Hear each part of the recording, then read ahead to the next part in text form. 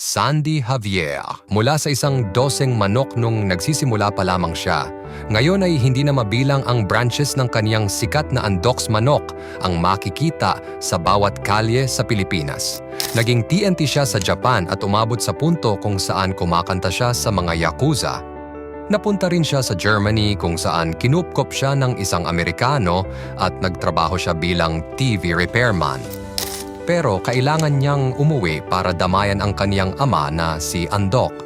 Si Leonardo Javier o mas kilala sa pangalang Sandy ay nagdesisyon na magtatayo siya ng Litson Manok business noong 1985 pagtapos ng pagpanaw ng kaniyang ama na si Andok.